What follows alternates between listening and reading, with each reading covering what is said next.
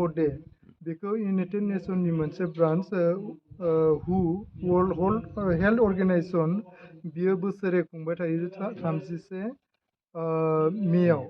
बे 31 मेखौ लोब्बा लानानैनो जोंनि बे मिमां नोलोबारियाव ब्रैथि थुनलाइस्रि आड्डा बेखौ लानाय जादों। बेहाय लोगोसे येल' फ्लावार पएट्स मिट मुं दोननाय जादों।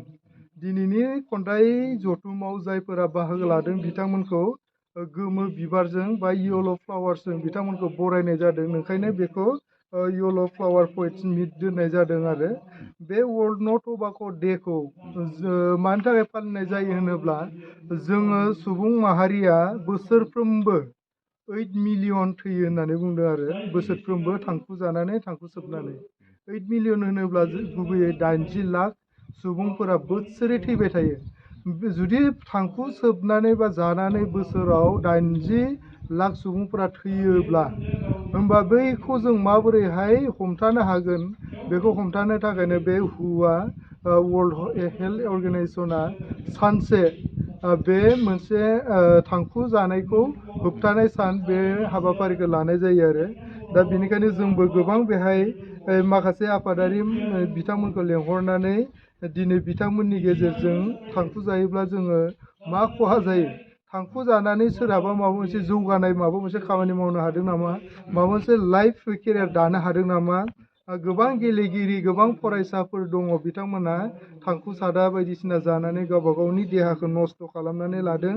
दा बेखौनो जों बिबुंथिजों लोगोसे आरो माखासे खन्थाइगिरि बिथांमोना गावबागाव खन्थाइनि गेजेरजों बे थांखु जायोब्ला मा जायो, थांखुनिफ्राय जोंहा मा खहा जायो आरो मा मुलाम्फा जायो, जायाब्ला मा मुलाम्फा जायो, बेमारनिफ्राय माबायदि रैखा मोनो, बेखौ जों खन्थाइनि गेजेरजों फोसावनो होननानै दिनै बे थुनलाइस्रि आड्डाखौ लाफानाय जादों। आरो बे थुनलाइस्रि आड्डाजों लाफानायखौनो जों येल' फ्लावार पएट्स मिट बा गुबुन गुबुन आफादा बेबायदिनो गावबा गाव फालिखायो। बेनिखायनो नैबे जोंनि थुनलाइस्रि आड्डायाबो इन्टारनेसनेल लेभेलजों लोब्बा लानानै इदिनखालिथ' इन्डिया मा इन्डियाल' दुलाराय बुहुमनाङैनो फालिखायो नालाय, ओंखायनो जोंबो बेखौ मोनसे स्पेसियेल डे लानानै फालिनाय जादों। थांनायाव जोङो 21 मार्चआव बेहाय वर्ल्ड पएट्रि डे बेखौ इउनेस्क'आ फालियो, बेखौ समोनसोरि फरायसालिमायाव खुंनाय जादोंमोन। ओमफ्राय नैबे दायो 31 मे बेहाय वर्ल्ड नो टम्बाक' डे बेखौ हुआ फालिनाय जायो। आरो फैबाय थानाय 21 आगष्टआव वर्ल्ड हिउमेनिटारियान डे दङ। बे दिनावबो जोङो बेखौ मोनसे प्रग्राम लानो नागिरदों।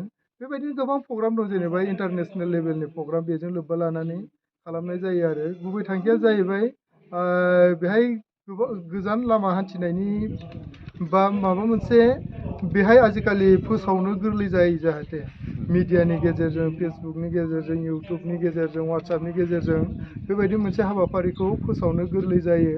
आरो बेफोरबायदि हाबाफारि लाबाय थायोब्ला जोङो गावजों गाव ज' लोगो हमलायनो सुबिदा मोनो। आरो जाखांफुनाय खन्थाइ लिरगिरि बिथांमोनखौबो जोङो खन्थाइखौ आवरायनो लिरनो सुबिदा होनाय जायो। आरो मोनसे बाथ्राखौ बुंनो थाङोब्ला नैबे आथिखालाव थुनलाइखौ जों गोदोनिफ्राय पेपारफोराव बिजाबफोराव लिरनाय मोन्दोंमोन। दिनै थुनलाइया मा जाखो, बेखौ डिजिटेल लिटारेचार जाबाय। डिजिटेल लिटारेचारा नोङो बेखौ खन्थाइखौ आवरायनोबो हायो, फाव खालामनोबो हायो, सुंद' सल', रायथाइ बा सल'मा बेफोरबायदिखौबो आथिखालाव मा इउटुबनि गेजेरजों, बबेबा फिल्मफोरनि गेजेरजों बा बेफोरबायदि मिडियाफोरनि गेजेरजों फोसावनाय जायो आरो।